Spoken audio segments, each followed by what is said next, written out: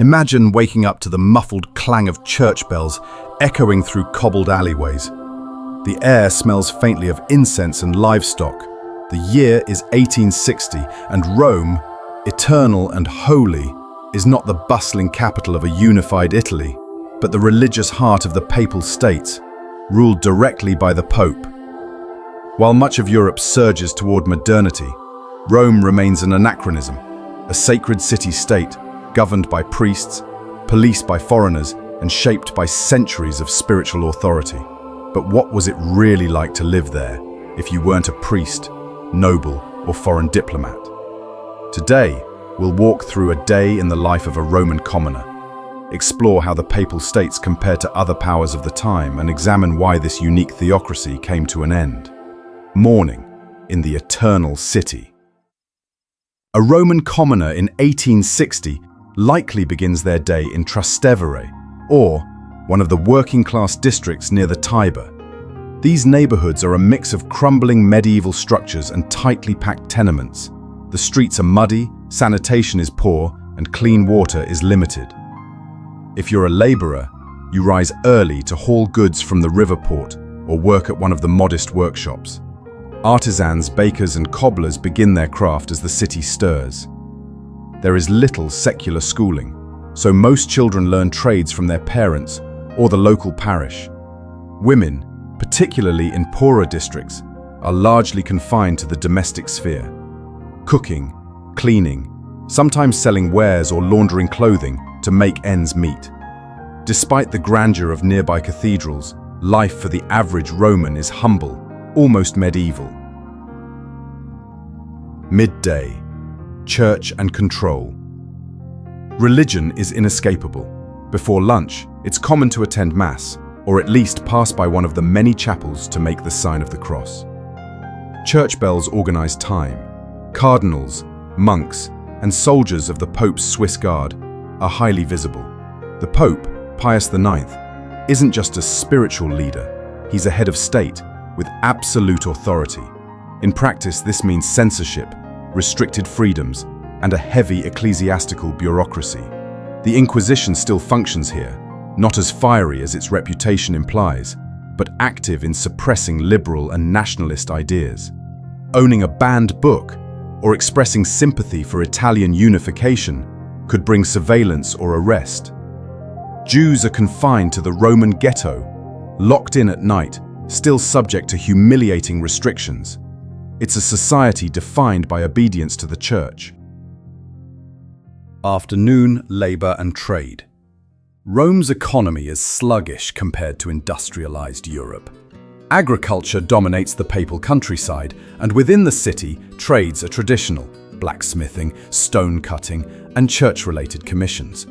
Tourism offers some income, as Catholic pilgrims arrive to venerate relics and visit the Vatican.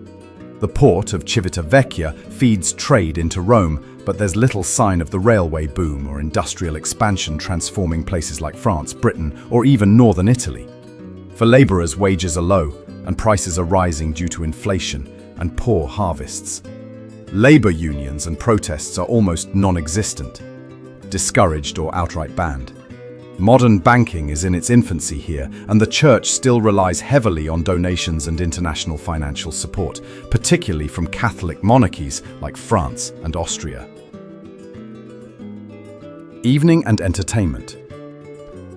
As dusk falls, the city's social life picks up, though modestly.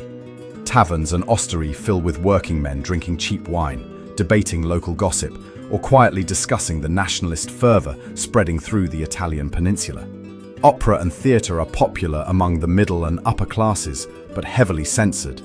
Any reference to liberal or revolutionary themes is strictly controlled. For most commoners, leisure is simple: music in the street, religious festivals, or public executions and punishments in the Piazza del Popolo. Life is deeply local. Newspapers are scarce, literacy is limited, and most people's worldview extends no further than their parish and the Pope's decrees. At night, the streets dim, gaslight is limited, and the gendarmes patrol to enforce curfew and moral order. How did the Papal States compare to other nations? By 1860, the Papal States stood out as politically and economically backward compared to other European powers. France, Britain, and Prussia had adopted constitutional governance or were pushing through sweeping modern reforms.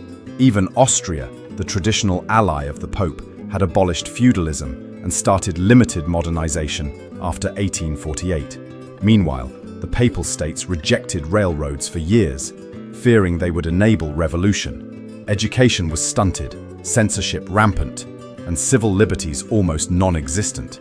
The Pope was not only head of state, but also the final legal authority.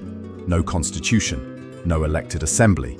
It was a theocratic autocracy in an age rapidly leaning towards secular nation-states. The idea of Italian unification, Il Risorgimento, was spreading rapidly. The Papal States became a major obstacle. Reformers like Giuseppe Mazzini and military leaders like Giuseppe Garibaldi saw the Pope's resistance as an affront to progress and liberty. Many Italians believed Rome should be the capital of a united Italy, not the center of an obsolete clerical monarchy. Pope Pius IX had initially been viewed as a possible liberal reformer when he took power in 1846, but the 1848 revolutions radicalized him. After fleeing Rome during a brief Republican uprising, he returned with French military support and ruled more conservatively than ever. This reactionary turn made the Papal States a symbol of anti-modern tyranny to many Italians. The fall of the Papal States. In 1859–60, the tide turned decisively. The northern regions of Italy unified under the Kingdom of Sardinia, and Garibaldi's red shirts swept through the south. The Papal States were rapidly shrinking. In 1860, nearly all territories outside of Rome itself were annexed by the new Kingdom of Italy. Only Rome and its immediate surroundings remained under papal control, thanks to a French garrison stationed there by Napoleon III. It was a tenuous status quo. The Pope clung to power in a city surrounded by a country he refused to recognize. Italian nationalists waited for their moment. That moment came in 1870. With France distracted by the Franco-Prussian War and forced to withdraw its troops from Rome, Italian forces moved in. On September 20th, 1870, after a brief bombardment, the Italian army breached the walls near Porta Pia. Rome was taken with minimal bloodshed, and the Pope's temporal rule was over. Pope Pius IX retreated into the Vatican, declaring himself a prisoner. He excommunicated the Italian king and refused to recognize the legitimacy of the new Italian government.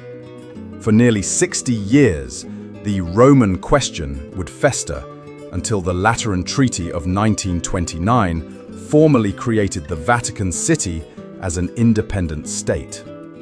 For over 1,000 years, the Papal States had stood as a divine anomaly, an empire of priests where popes wore crowns and wielded swords, and where sin could be a political crime. But by 1860, that sacred order was crumbling.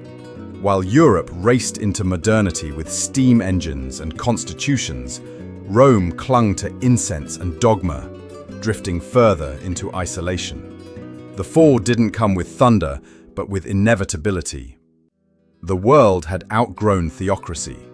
When Italian troops marched through the Aurelian Walls in 1870, they weren't just capturing a city, they were burying an era.